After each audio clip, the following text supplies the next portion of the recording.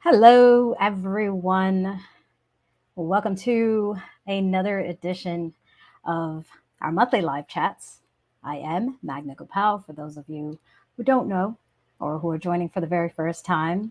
And for those of you who are joining for the very first time, if you're wondering why I'm looking back and forth, it's because this live chat is live streamed on Facebook, profile page, YouTube, and Instagram. As always, whenever I start these, I like to know where you're joining from. So if you are on Instagram or if you are YouTube, Facebook, leave a comment and let me know where you're joining from. I see Ahmed in the house. That's our Egypt in the house, or I should say, long time. And we will be getting into our topic soon. But first, I'd like to give you all a shout out for joining on this Thursday afternoon. Yes, we usually do Wednesdays, the first Wednesdays, but it might be switching to Thursdays unless I'm traveling on that day. Hi, Aya from Japan, if I'm not mistaken, unless you have moved. Alex in the house from Brazil. Robin from New Jersey. Brick in the house. Oh, Ahmed, thank you. And for those of you who are not familiar with these monthly live chats, this is something that I do to share some of the thoughts, the topics that I've had in discussion for the past month or so, anything that comes up that is brought up by some of my students or my clients. And I feel that they would benefit all of us if we had a chance to listen to them and discuss them further. So we will be going into today's topic, which is all about how to use contrast to captivate your audience. And there are many applications to it. So it's much more than just public speaking. It's also about dance. It's about regular conversations with other people. So there's a lot to discuss today. All right. A couple more people joining here.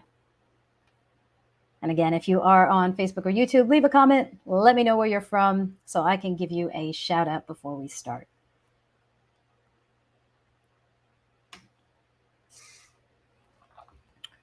Also, an update. This monthly live chat, which has been live streaming on multiple platforms, will going forward, starting in October, we'll just be doing YouTube. So if you are not yet subscribed on my YouTube channel, youtube.com/Magna Gopal, please go over there, click subscribe, turn on your notifications, and then that way you can be notified whenever we go live.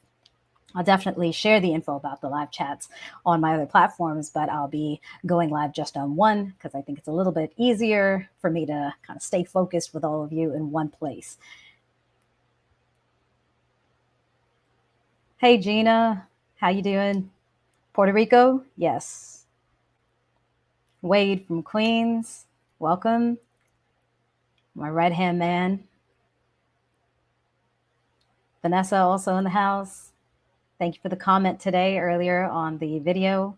There was a video that I'd posted with Terry today on Instagram and on YouTube, of course. Everything goes on YouTube. So again, if you are joining for the first time and you're on a different platform other than YouTube, I highly recommend you subscribe to the YouTube channel. One, you'll be supporting me, very free option to support me there, but also all of the content gets posted there. And there will also be some new membership offerings there as well in terms of fitness training, at least the way I train personally as a speaker, as a dancer, as a coach, what I do for my body to stay healthy, stay fit, and feel confident and empowered, but also some dance tutorials for all of my dancers out there. So yes, the video that I had posted today with Terry was from a dance that we had in Cape Town.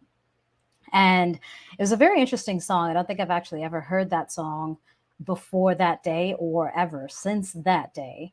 And it's very interesting. It had like an electric guitar, something that I'm not used to hearing in salsa music. And it was very funky. And if you watch this dance, if you watch this clip, if you watch the whole dance, which is on YouTube, you'll see that we are not interpreting it in a traditional fashion. We're actually just going with the flow and going with what we were feeling, which is interesting because there are many times that we hear something in the music and we know it's not your traditional 1, 2, 3, 5, 6, 7 of our salsa dancing basic or any of the shines that we've learned. And we might feel this desire to interpret it, but then we hold back. And we hold back because we're scared of what that would look like. Is it going to reflect poorly on our reputation as a dancer, as a professional, whatever it is? Is it going to reflect poorly on us? Are we going to be judged for that unorthodox interpretation or untraditional interpretation of a song, a salsa song, but that has some untraditional elements to it?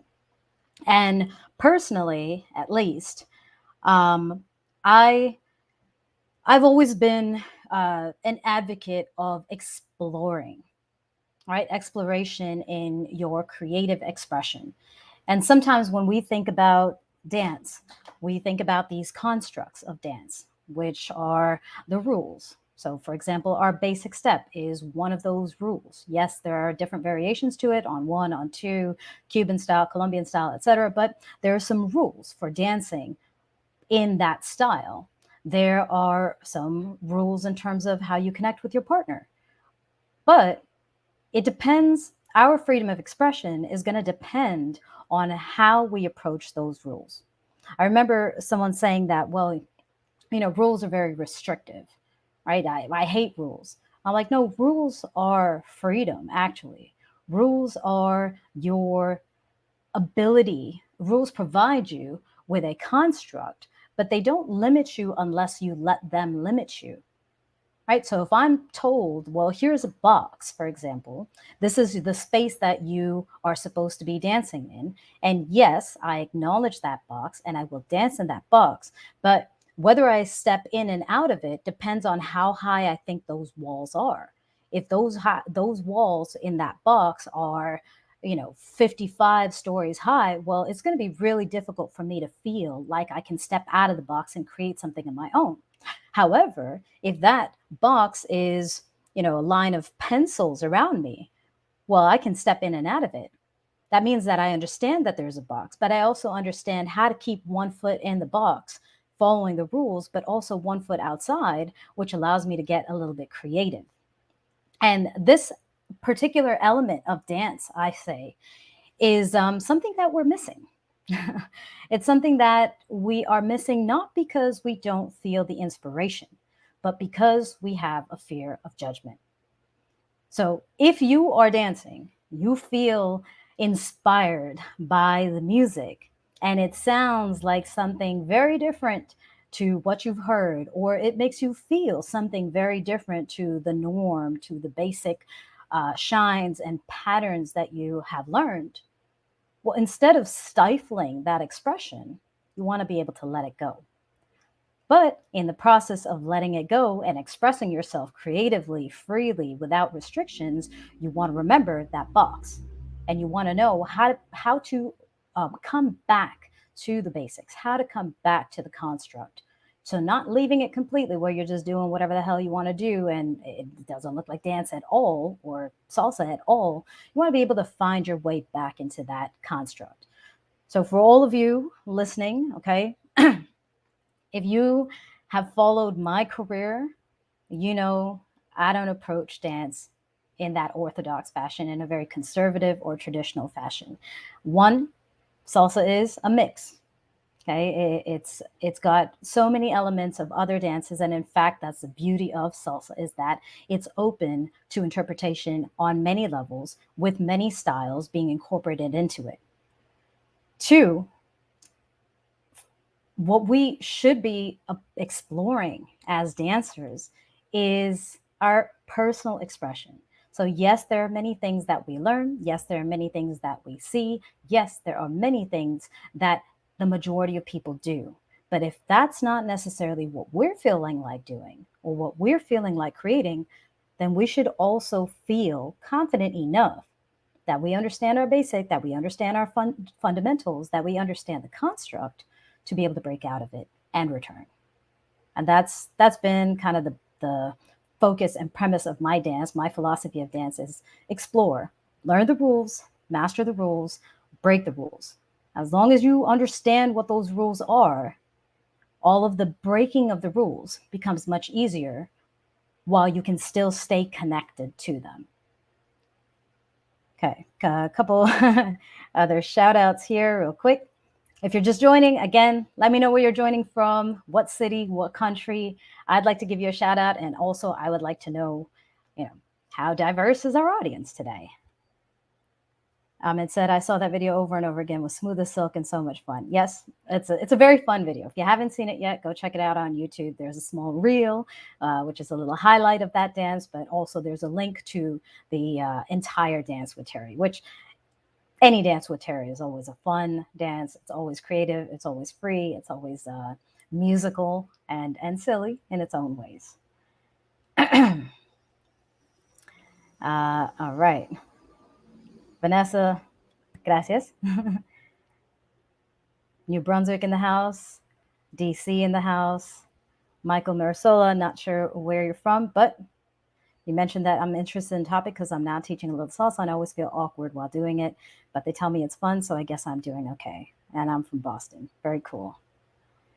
Okay, what other last minute things do I have to share with you before we dive into our topic?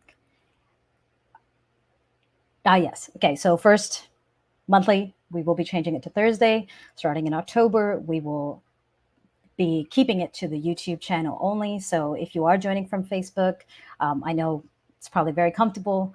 Please subscribe to the YouTube channel, turn on your notifications so that you can join there. Same message for all of you here on Instagram. And if you haven't checked it out yet, the Empowered with Magna podcast, okay? There are small clips and many of those things could apply to dance and beyond. The whole goal of that this Empowered with Magna podcast is to provide you more bite-sized information, because these live chats are quite long sometimes, 60 minutes, 90 minutes, right? Is to provide you with some bite-sized information that you can immediately apply and implement into your life, whether it's with your communication, your self-expression, how you change your perspective and your mindset so you can feel more confident, so you can engage better with other people. All of that is there. So if you haven't checked it out yet, it's available on Spotify, Apple, anywhere you listen to podcasts. If you do check it out on Spotify, please, please, please hit subscribe and leave me a rating, leave a comment on those. I try to pose, at least on Spotify. I don't know how that translates into other platforms, but on Spotify, at least, I usually try to ask a question that is related to that particular episode. And I would love to get your comments and your feedback and your suggestions. And if you have something that you want me to discuss, by all means, shoot me an email, magna@magnagopal.com. Okay. Alex said, lucky me, it's holiday in Brazil. Oh, we just had Labor Day, which was a holiday over here in the US. Melina from the Bronx. Thank you. Glad to have you here. Okay, let's get into today's topic. And if you're wondering why I'm so shiny, it's because it's really, really hot. It's like 36 degrees Celsius, and I've had to shut down my air conditioning because it's too loud, and I think it would be very distracting and annoying to most of you.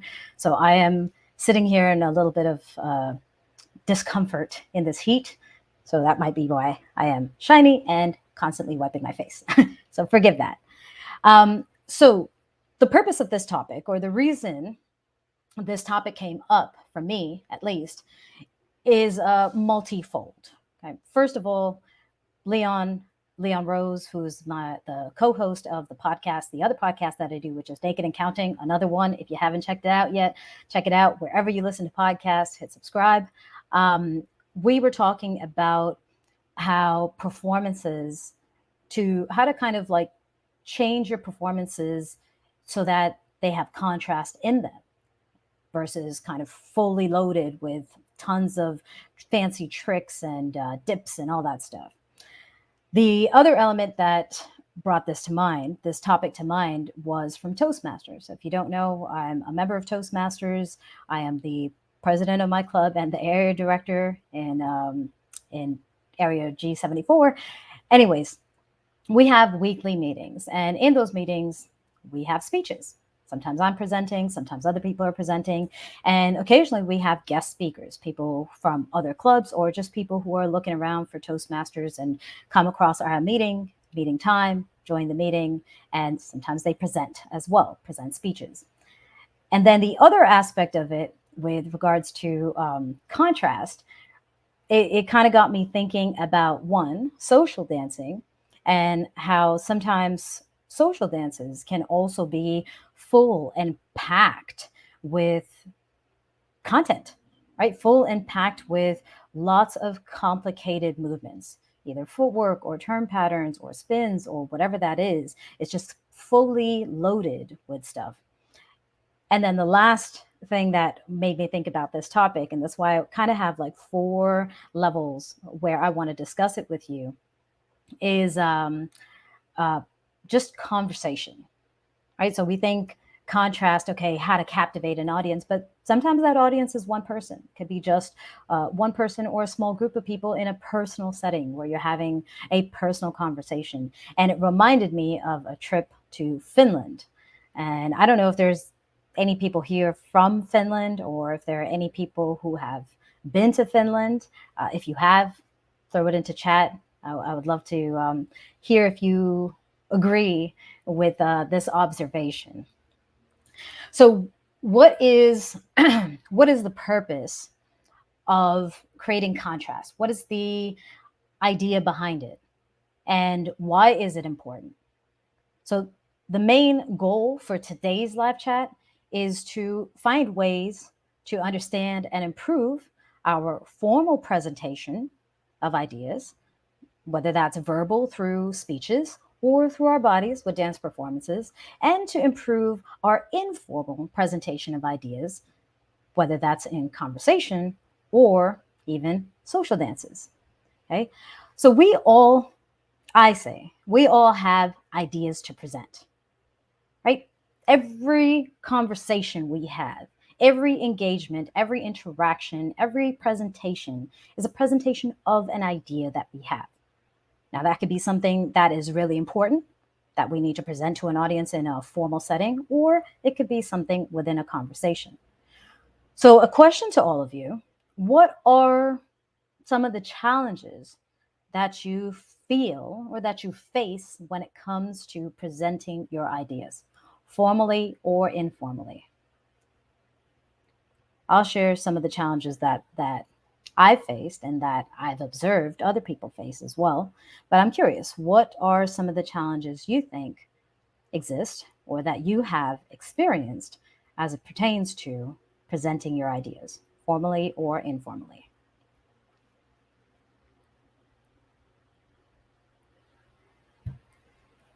I always forget. Not I forget. It's not a forgetfulness. It's a Yes, it is a forgetfulness. The delay in time between getting my question out to you, you hearing it, and then you typing an answer. So I'll go into a couple of ideas, or a couple of challenges, rather, some of the struggles we face. The biggest one would be engaging our audience. Right? If we wanted to present to a wall, right, look into the mirror or look at a blank wall and speak or dance towards it, no problem. Who cares who else is paying attention? But most of the time, when we're presenting an idea for someone to receive it, for someone to engage with it. So one of those struggles is engaging our audience and keeping their attention. The other element of it, especially when it comes to formal presentations of ideas, but also applies to informal, when you're having a casual conversation with somebody, is creating some kind of meaningful impact from that presentation of ideas to motivate or inspire someone, or to get their feedback, uh, to get their contribution to that conversation. And when we are unable to engage our audience and maintain their attention. And when we feel like we're not making an impact, that we're not motivating people, or that we're not inspiring them, the challenge ends up being our own confidence. Our confidence declines as a result. We lose confidence, and it prevents us from continuing to present ideas. It might completely block us, or in that particular presentation, it might diminish our confidence in that presentation. So let's say, for example, I'm giving a speech and I see that everybody is not paying attention. Everyone's looking down at their phones and texting or talking to each other. Well, it's going to make it harder for me to feel confident about my message. So now that the rest of my message deteriorates in quality. And same thing goes with dance. Let's say I'm performing on stage and everybody who is watching in the audience is sitting there like this or talking amongst themselves, or gosh, the conversation in the audience is louder than the music that I'm listening to perform to. Well, that's going to make it harder for me to feel confident about my presentation. So that's the challenge, right? Is getting people's attention, keeping their attention, creating some kind of impact through the idea that you're presenting, and knowing that you are connecting with your audience. So let me go into those examples that I had mentioned initially. Let's start with let's start with dance performances. Okay. And actually, let me just take this one comment here. Alex said, in a company, sometimes an issue is that people have different reactions to the same idea depending on the hierarchical position of who is launching the idea. Okay, that is in itself very true. Still, you can present your ideas in a way that can captivate majority of the attention in the audience. So let's go into dance performances, and this is the topic that my co-host Leon Rose and I were talking about, and this is going to be part of our Naked and Counting episode for next week. I believe that is the next release of our Naked and Counting podcast episode. We were talking about performances and how in dance, in salsa particularly, there is a different time frame for performances, right? So if you go and watch a ballet or a jazz performance or a hip hop performance, anything like that, they tend to be longer in duration, right? You might have 10 minutes, you might have an hour. If you go and watch a ballet, I remember watching Swan Lake, it was a long production.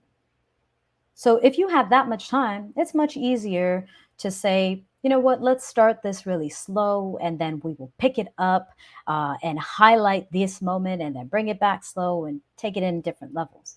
With a salsa performance, you have, 3 minutes on stage for the most part?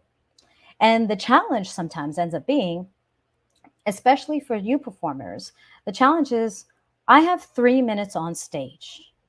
How can I keep and maintain the audience's attention for that entire time?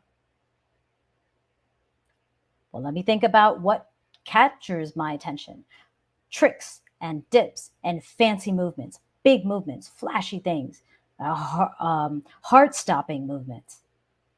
So what do? I say, okay, I'm going to pack my 3 minutes with back-to-back fancy tricks, dips, and whatnot. Now, let's take that into context. So first of all, if you are the only performer that is doing a bunch of things like this, then maybe in the grand scheme of things, of all the performers on stage that night or that weekend, are not doing that. And so you really do stand out. But let's say every performer is thinking in the same way, of thinking, how much can I pack into this little bit of time so I can make sure I leave a punch in my performance? Well, then we have now 2 hours of non-stop powerful movements and exhilarating tricks and death-defying stunts. And that becomes hard to absorb. So when it comes to dance performances, there's that challenge. And there are sometimes even people who are thinking, well, either they are filling a song that's not been edited really in any way other than maybe shortening it with a bunch of powerful movements, or they hear different songs. They say, I really like this break here, and I really like this descarga here, and I really like this solo here. So, you know what? I'm going to cut all these different songs and put them together. And now it makes sense that I am throwing crazy, amazing, eye catching, jaw dropping moves throughout the routine because, well, the song calls for it. So, when it comes to performances, um, actually, you know what? Let me go into the other examples first, and then I'll go into the main message around why it's important to add contrast into everything. Okay. So let's go to public speaking. I talked about Toastmasters and how at our meetings, sometimes we have guests that show up. There was one particular guest that I recall who was a very dynamic speaker. He showed up, he was a big guy too, tall, and he was standing up whenever he was presenting his speech, and he was loud, right? He was in your face. There was nothing subtle about his presentation at all. So if he had a message to say, the entire message was like, you got to do this. And then, you know what? Are you thinking about all of these things? And I am keeping my volume low because I don't want to burst anybody's eardrums. But imagine that at a much higher volume.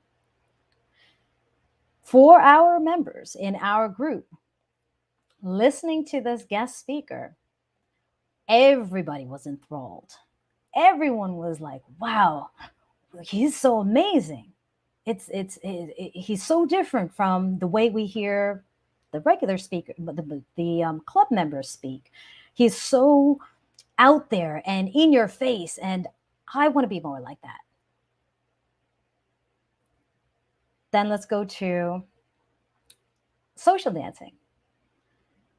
So, same thing.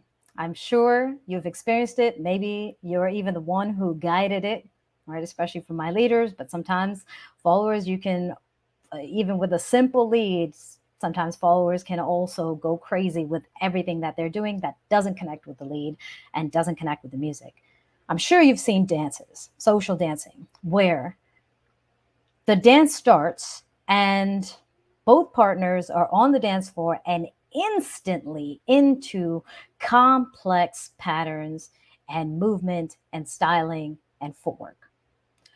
I remember actually, I can't remember where it was now, but there was some trip that I had taken, and there was some crazy fast song. And there was this one couple, they were doing amazing tricks, and they were on point with that song. Then a Salsa Romantica came on, and I was just standing and talking to somebody else. But I could see from the side of my eye the same couple doing the same thing almost. So they were right as soon as the song started, boom, into a dip, and then crazy partner work and complicated spins and all of this energy. And maybe it could have fit into that song, but it was nonstop. The entire 5 minute song was just full of constant movement and where you're just holding your breath. And so this takes me to why it's important to add contrast into what we're creating. First of all, there's this idea of identifying what are the things that draw our attention and putting them into context. So, with a dance performance, we're thinking, I want to do a show. What draws my attention? Tricks, right? I remember that crazy spin or that crazy trick that this person does. I want to add that to my dancing. Okay, now putting into context. You want to fill your entire performance with that? Or do you want to pace it out? And if you want to pace it out, great. If you don't pace it out, how do you look compared to other people?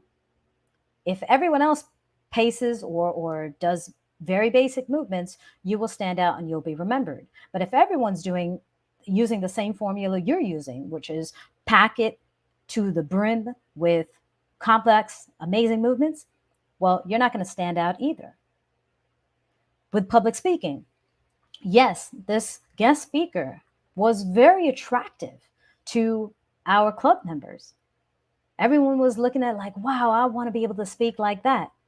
And then back into context. He would show up once every few months, maybe. Okay. And so listening to him was different, was the contrast. But let's say he was at our club meeting giving a speech every single week. Or if he was speaking multiple times at different meetings and we happened to be at all of them that day, how would we feel about hearing somebody yelling everything at us the entire time? It gets tiring, but more importantly, it's the message that's getting lost. And then lastly, same thing with social dancing. If you have a song that is full of accents and breaks and highlights, like the intro is very, very short and then the rest of it is just nonstop, then sure, dancing to it and matching it makes sense. But let's say you're dancing like that the entire night. Let's say you're hearing music like that the entire night. How would you feel? It would be overwhelming. And it was overwhelming for me to see that particular couple dance every single song that night, pretty much in the same fashion, non-stop from start to finish, full of crazy, energetic, wild movements. Nothing wrong with the movements, nothing wrong with the expression, but not paced at all. For all of you who are here right now, just think about your own experience. Think back. Have you seen performances like this? Have you seen social dances like this? Have you heard anyone speak like that, where it is just in your face with constant, with a loud volume, and everything is being kind of yelled at you or emphasized in its importance? Just let me know yes. You don't have to describe in detail when and where, just let me know yes. Daisy, welcome. And also a happy birthday. Happy belated birthday, rather. And of course, if you are joining, throw a message where you're joining from. I will give you a shout out and welcome you to our chat. Ahmed said, Otra Oportunidad by Jimmy Bosch. That's a song I'd love to dance on and see people dance on. Now, that's a nice, slow, beautiful paced song. Have you ever seen someone dance crazy to that? That's the real question here that I'm asking all of you, is have you seen something that is nonstop or heard something that is nonstop? Wait, I got a yes here. Okay. It's basically, hell yeah. Okay, so why do we want contrast? Yes, these people stand out in these captivating ways, but why do we want contrast still? Because if you think about a message, whether that is formal, informal, verbal, or nonverbal dance, not every single thing you're saying is important. Or is it? I mean, are you coming in with just fact after fact after fact after fact that is some important statistic for whatever presentation you're doing? Most likely not. Not if you're a good presenter. Same thing with a dance performance. Not everything you're doing needs to be in somebody's face. And so, what contrast, including contrast, what that allows you to do is breathe. We don't understand or don't process or don't emphasize the importance of breath enough. First of all, let's talk about dance. If you are or running, whatever, if you are dancing at your maximum for the entire night, first of all, I don't even think you'll get through 3 songs. You will most likely be winded and on the floor in need of hydration and a fan and a bed, possibly, to rest before you get up again. But if you are dancing at the highest energy possible, you won't be able to sustain it. Even within a dance, we need to be able to breathe to be able to create movements. When it comes to speaking, yes, I'm here for these live chats and I could speak for 60, 90 minutes, but I am not speaking like this the entire time for an entire 90 minutes and just going nonstop and keep on saying certain things. And even those things are important and just, I can't, I can't. I might give myself that challenge one day, but I can't. I need to breathe. So first of all, as a presenter of an idea, whether that's formal, non-formal, verbal, non-verbal, you need to be able to breathe to then present the next point. And in terms of big points that you're making, you need to take a deep breath. Think about a big movement. Let's say in dance and you have to do some crazy trick and land something and hold it. Well, if you took a small breath before that movement, like a very tiny breath, you wouldn't even hit the full extension or your maximum range of extension. Because to get that power in your movement, you need to take a deep breath. So if you are creating a bunch of movements back to back that are big, well, you're basically doing, and I'm sorry if that sounded really weird to all of you, okay? Because it sounded weird to me. But that's basically what you're doing, and that looks weird. And it does look weird when I've seen it in a performance where everything is crazy. I feel like the performer themselves is just constantly in tension, right? Their body's in tension because everything is up here because they need to do something big right after. Same thing with presenting an idea. If I want to add emphasis to a certain point, if I want to raise my volume, I can't come in with a small breath. I can't raise. It's hard to put that output of breath, which comes through in the delivery of my voice or whatever words I'm saying. It's hard to do that without taking a deep breath first. Big part of your projection, your audio projection, your vocal projection, is a result of the intake of air first. So if I wanted to be speaking big and loudly and in your face, then everything is going to be here. And I got to take a deep breath before I do that. And so how does that look? Looks a little chaotic. Personally, that's how I feel when I'm doing it right now in front of all of you. And that's how it looks when I see it. So yes, it can be engaging, right? It can be attractive. It can be captivating in its own way, but it's not sustainable. And within the context of whether it's your own presentation or within the context of presentations before and after you, you might stand out because you're the only person going crazy, or you might blend in because everybody's going crazy. So your maximum effort now doesn't even show up at all. So basically, when it comes to our presentation of ideas, contrast allows us to breathe. It allows us as presenters to breathe. And equally important, it allows our audience to breathe and process. Going back to the dance example.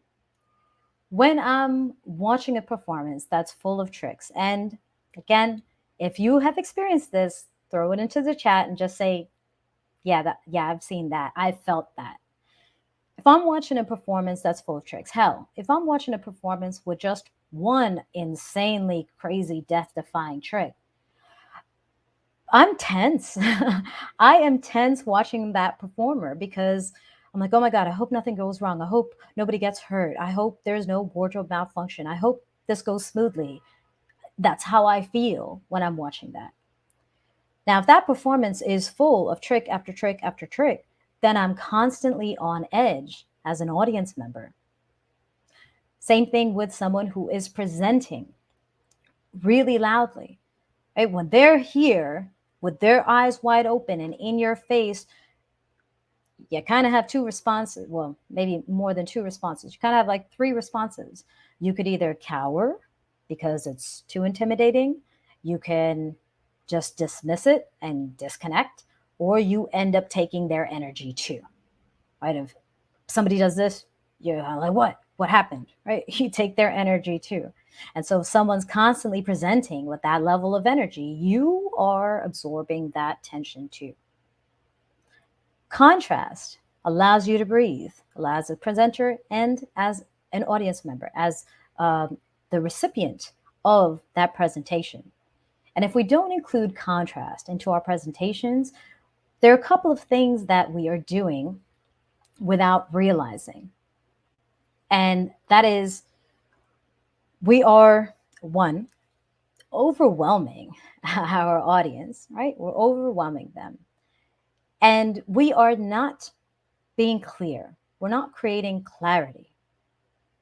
I don't want you, if I'm doing this, even today's presentation, there are certain things that I'm emphasizing that I hope you take away.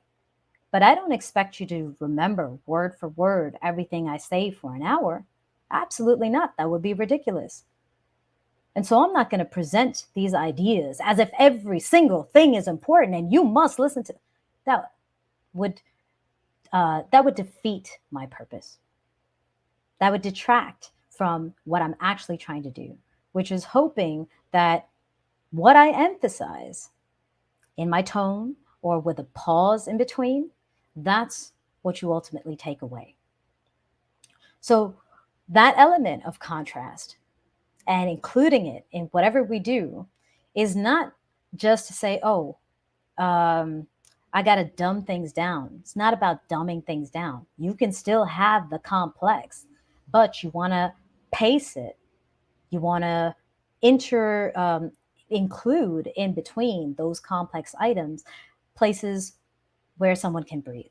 If you have a complex concept in a verbal presentation, well, don't fill it with a bunch of words that someone has to now think about, like, what did that person just say? And now I need to process these words too. No, give them something simple so that that main message or that concept can be processed. And then when you're ready to present the next important part, they're ready to receive it. With a dance performance, if you are doing some crazy trick, allow your audience to enjoy that moment, to say, wow, that was great, versus nonstop, back to back, because now I don't even have time to appreciate the energy, effort, and skill, technicality, the complexity of what you just did because you just added more and more and more and more to it. And now I don't know what to focus on. And now all I remember was, yeah, that performance had a lot of stuff versus, wow, that trick. And then later they did this other trick and those things stood out to me. I can remember them better. So when you include contrast into the planning of your presentation, it becomes easier to create that balance and create that space to process whatever it is, or for your audience to process whatever it is that you want them to focus on. And it gives everyone space to breathe. Right? Cannot stress that enough. Gives everyone space to breathe. I am personally quite hyper. There are times, and if you know me, if you spend time with me, you know that I can be high energy sometimes. But even that for myself is draining and it's exhausting and it cannot be sustained. And most of the time, what people would take from that moment, that interaction, is damn, she's hyper. Not, wow, what she did right there was something powerful or impressive. Just overall, she's hyper because they can't process all of the things that I'm doing because it's just nonstop. So, question to you guys who are online: have you experienced that? Can you feel the difference between a presentation that is full of energy, nonstop, versus a presentation that's paced out? And in your opinion, through your experience, what do you prefer and why? All right.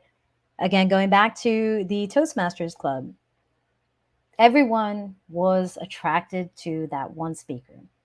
Everyone was completely enthralled by that person and thinking, wow, I want to speak like that. Only because it showed up once. They didn't really see it in any other situations. It showed up once, captivated their attention. But for many of us who were with the club and had seen it many times, the first time, yeah, it was impactful. But the future occurrences was like, man, everything is really loud here. What exactly do you want me to focus on? Right? Started to lose its impact. So, having an impact on your audience through your presentation is not just about throwing the most powerful messaging into there. Having an impact is pacing your messaging, finding what's important, presenting it in a way that emphasizes its importance, and then contrasting that with a presentation in a slightly different way so that the audience, your recipients, have time to process it. Mariposa says, yes. Motherfucker, so by presentation, we talk about social dance. Well, we're talking about everything, actually, right? This topic is about presentation of ideas. If you are speaking publicly, that's a presentation of your ideas in a verbal form, in a formal setting. If you are performing on stage, well, that's a nonverbal, formal presentation of your ideas, what you think about the music, your choreography. If you are social dancing, that is an informal presentation of your creative ideas, how you dance with someone, how you're connecting with someone, nonverbal. And if you are having a conversation, casual conversation with someone, well, that is a informal verbal presentation of your ideas. So really, it applies to everything. Michael asks, how would anyone know what is too much contrast or the amount of time breathing for the audience to take in, especially since everyone's threshold is your message got cut off, but I assume different. Oh, there we go. Everyone's threshold is different. Like, is there a formula or a metric that is considered ideal? Now, this is a really good question, and it poses its challenge because everybody is different, because your audience is different, and you can't you really use the same formula for every audience. I'll give an example of public speaking. So I gave a TED talk. Not sure how many of you have seen it, but it's on YouTube. The benefits of rejection. It took a lot of the lessons that I've learned from dance and dealing with a lot of rejection and the importance of delivering rejection when it is appropriate. Check that out on YouTube if you want the whole thing. Now, that same talk I presented to a middle school. I presented to a cafeteria full of grade 8 students. Okay, these were, I think it was like 90 kids in this age range of 12, 13. If I presented my presentation the same way that I did on stage for TED to an adult audience, people who were there to listen and to learn from these speakers, well, I'm sure I would have lost everybody. I had to present it differently. I had to emphasize things differently. But there was still contrast in my message. Just because I'm dealing with a bunch of kids whose attention span is even shorter than the norm, I'm not trying to just say, okay, here, look at this, and squirrel, squirrel, squirrel, squirrel, like flashing lights, trying to keep their attention. I still had contrast within my presentation, but the contrast took on different forms.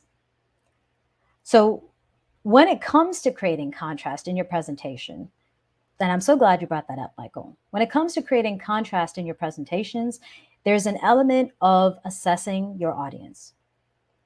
Right? If you are dealing with a bunch of kids, right? They want some flashy things. Sure, maybe you're throwing more of it in there, but there's still contrast. Think of a clown. I'm not a fan of thinking of clowns because all I think of is Stephen King's It, and clowns are scary. But let's say a clown for a kid's party, right? They're not just saying, "Oh, look at this balloon, look at that balloon." Like eventually, you lose the kids, and now it's almost like they want more of the balloons. So they're usually like, "Hey, see this?" And now their eyes are on that. Now look what I can do. Do you know what I can do with this? Now you got their attention. You're not doing anything. You haven't done anything crazy yet. You haven't created, an entire giraffe out of this balloon. You contrast. There's that contrast. Is by the time you do boom, and they're like, whoa. And you get to give them a chance to admire, to enjoy, to say, wow, versus creating, here's a giraffe, here's an elephant, here's a dog, here's a donkey, right? You're not going to keep their attention like that either. So ultimately, I want you to think of including contrast in whatever you're presenting. Think about, what are your main messages? What are the important messages that you really want to highlight, that you want people to focus on? Whatever that message is, whatever that idea is, try to lead up to it, to build up to it. So instead of throwing that message and saying, well, I've got 5 really important points, so I'm going to throw 5 points back to back. Pace yourself, right? Say, okay, this is my big trick. This is my big message that I want people to take away. Well, lead up to it by telling a story, making something a little bit simpler, and then getting to that point and allowing your audience time to breathe and process that message before you run into your next one. And of course, adapt to your audience, right? The way you present to one audience is going to be different from the way you present to another. If you are presenting exactly the same thing to different audiences, you're just doing for the sake of doing, not for the sake of connecting or transmitting. And that's different. It's not necessarily a presentation, it's just doing something that you feel like doing, right? Speaking to a wall should be different than speaking to a person. And if you speak to the wall in the same way, well, you might connect. Maybe you're really good at presenting to that wall, but you got to be able to adapt to your environment and to your audience. Wade said, love how this mindset connects with every aspect of our activities. Yeah, it does. Absolutely. Mata Falco said, in my opinion, the song tells you the power of how fast you can go. It's like surfing a wave. Dancers are the surfers and the song is the wave.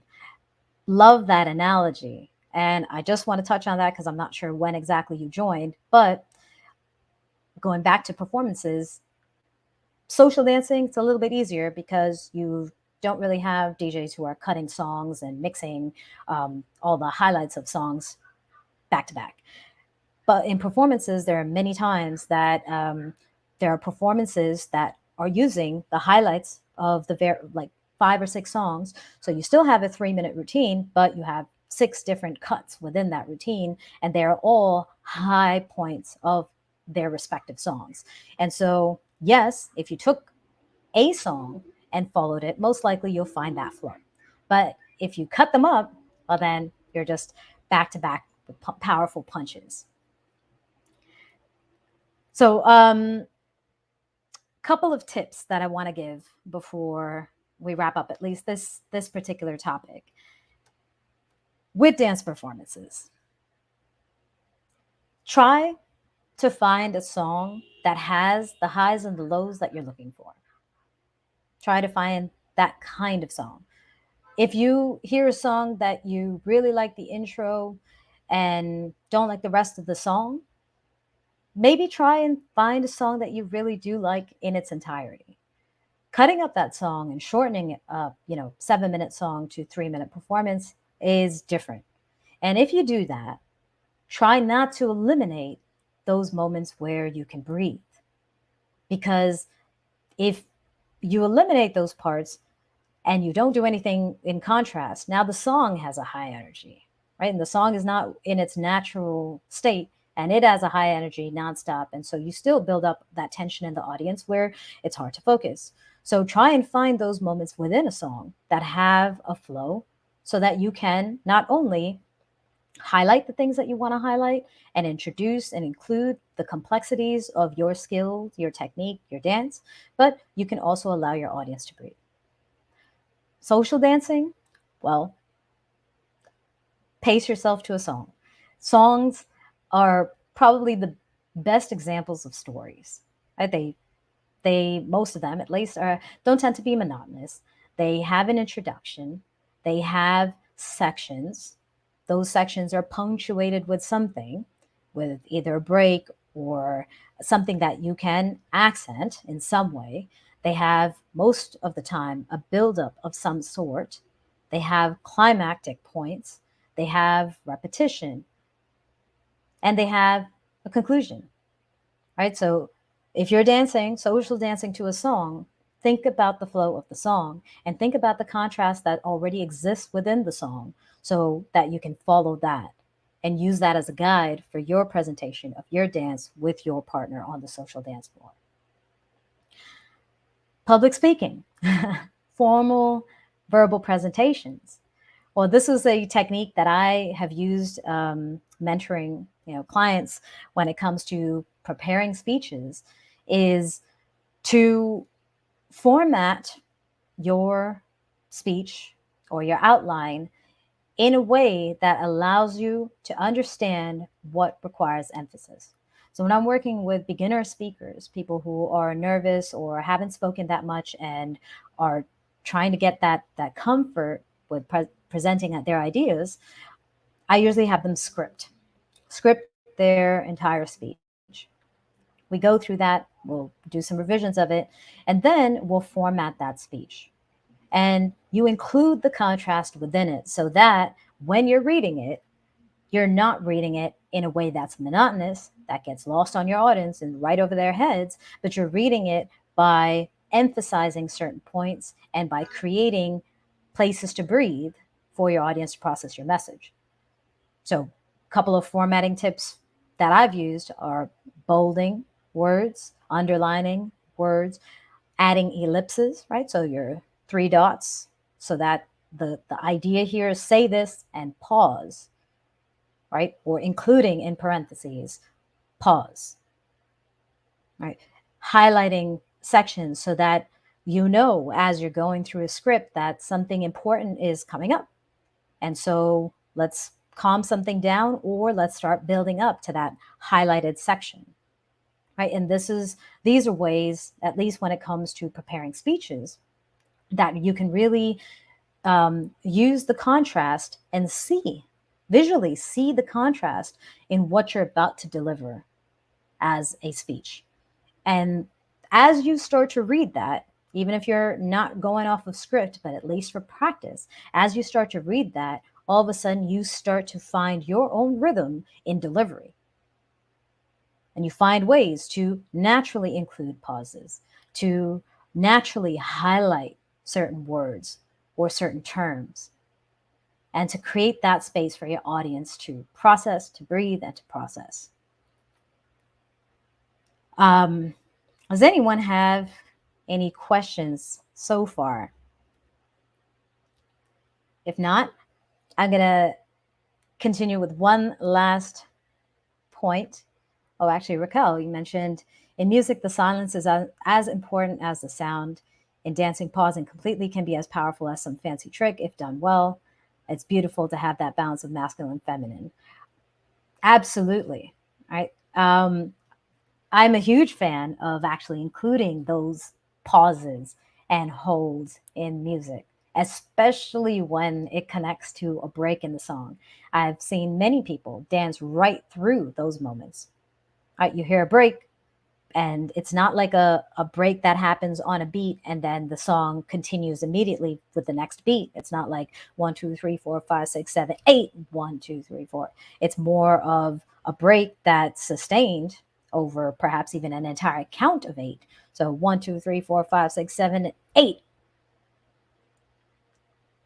1 2 3 4, and I see people hit that break and immediately go into their dance. Like, there's so many guides with music that, especially for social dancing, that we don't really take into consideration. And that is for another topic, but that's often a result of how we're taught, what we're expected, what we think we're expected to do on the dance floor, and kind of even a fear of judgment of, hey, listen, how come you're not doing your basic? Why are you just standing there for that period of time? You're supposed to be continuing to do your basic. So there are a lot of other elements that go into that, into our expression on the dance floor, on a social dance floor, and an improvised dance. We can discuss that in a future topic. But basically, I would like all of you, and this kind of goes back to even today's video post. You can check it out on YouTube, the reel with Terry, to know, first of all, that you have an idea to present. We all have ideas to present. We have experiences that we go through in life, lessons that we have learned in life that we want to share, whether that's sharing that publicly in a forum like this, or whether that's sharing it with our closest friend or our family members, right? Whatever it is, we have ideas to present. When we present our ideas, we don't want to think about those ideas as if it's just a one-way communication. It is always a two-way street, which means we present to be heard, and in the absorption of that idea and the reception of that idea through facial expressions, through body language, through perhaps verbal feedback, we then understand whether we are being received in the way that we are trying to be received. And if not, we adjust. But going into any type of conversation, we want to think about how we're presenting. And if we can, at the very least, enter into that with an idea, with our ideas formatted or outlined to identify what are our major points. We have 5 major points, and it takes us, or let's say we have 6 major points, and it takes 10 seconds to say each point, and we only have 1 minute to speak. Well, that means it's going to be point after point after point after point. Maybe we want to eliminate some points. If we only have 1 minute, takes us 10 seconds, maybe we want 3 points. So we have 10 seconds to present and 10 seconds to process. That goes for dance too. Okay? You got 15, 20 tricks, and each trick takes you, 10 seconds to complete, and you only have a 3-minute song. Well, that's going to be a lot of points after points. So maybe eliminate something. And the idea with presenting our thoughts and our ideas is that there are going to be more than one opportunity. So sometimes we load everything into one place, into one location, into one presentation, because we're like, well, here I am getting this opportunity to present, so I want to show absolutely everything that I have in my repertoire. Well, that's going to be one of those presentations without any contrast and without any space to breathe and process. So instead of doing that, think about, again, let's go back to that point analogy. 1 minute, each point takes 10 seconds. You got 6 points. Eliminate some. Save them for the next time, right? And think about how you could perhaps frame and outline something to cater to those specific points. But if you want to really get your message across to your audience, to connect with them, to share those highlights that you have learned, that you have accomplished, that you have achieved, you got to find ways to allow your audience to breathe and process. And you have to be able to do the same when you're presenting, right? And then lastly, just kind of that facial gestures and body language. That is so key in verbal presentations, formal or informal. Maybe we're not thinking about it as much. But imagine if I was sitting here this entire time talking to you like this, and perhaps just monotonous. Like, I think you would come here and say, oh, she's falling asleep, so I'm just going to tune out. But one of the ways to engage is actually presenting through your body language, through your facial gestures, what you would like to see from other people, or what kind of energy you want them to experience, or how you want them to connect with you. If I wanted to be angry about something, well, this is how I'm going to show up. And when I give you this, that mirror neuron that's in our brains that wants to connect and reflect what we see, well, you'll most likely feel that intensity too. If I want you to feel lighthearted about something, I'm going to come at you with a smile. And on the dance floor or on the stage, on a performance stage, it's the same thing. Right? Just because you have great moves does not mean, even with contrasting and pacing it out, does not necessarily mean you're going to have that connection with your audience.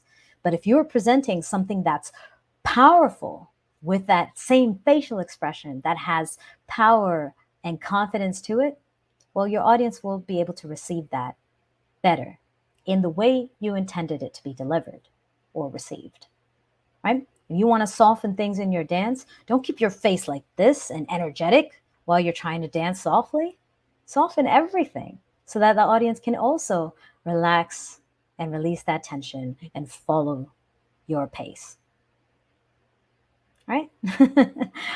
um, if you again are joining late, this is a monthly live chat that we've been doing.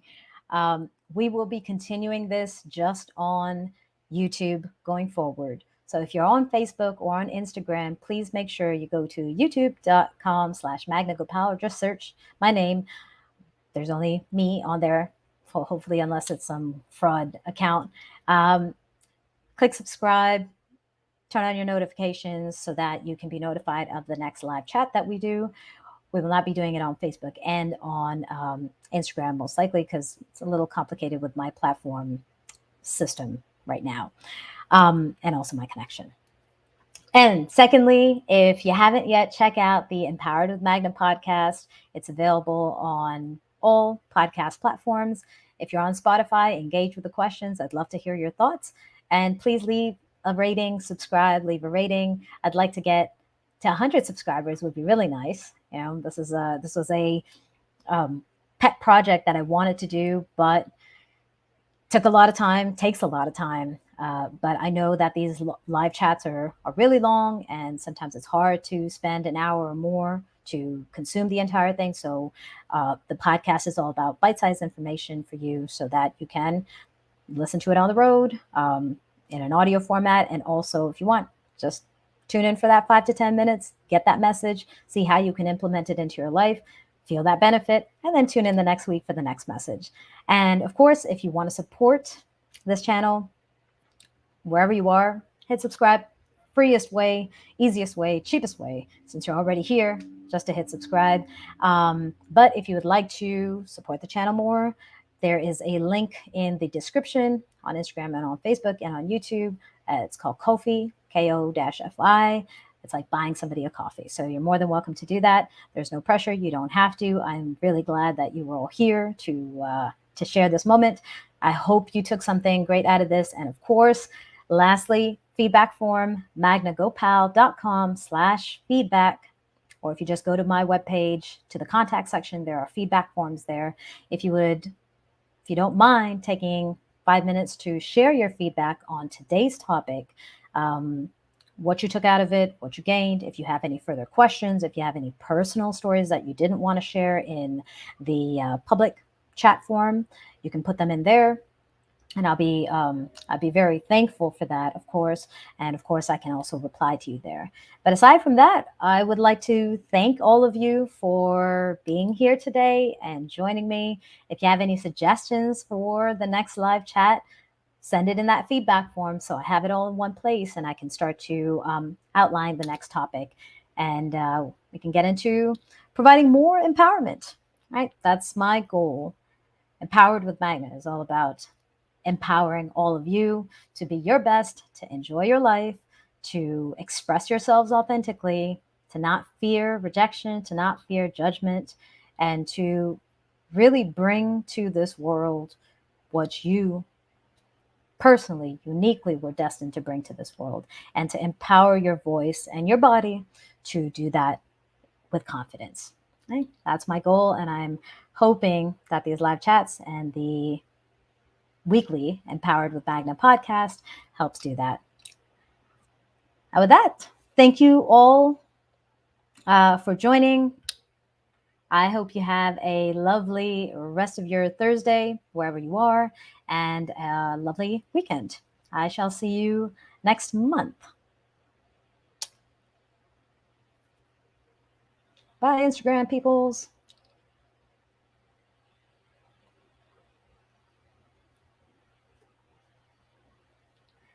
Bye, Facebook. Bye, YouTube. Also, again, magnagopal.com/feedback. FEEDBACK. Feedback. It's a really quick form. I promise it will not take long, and I would appreciate forever. Have a good day. Bye.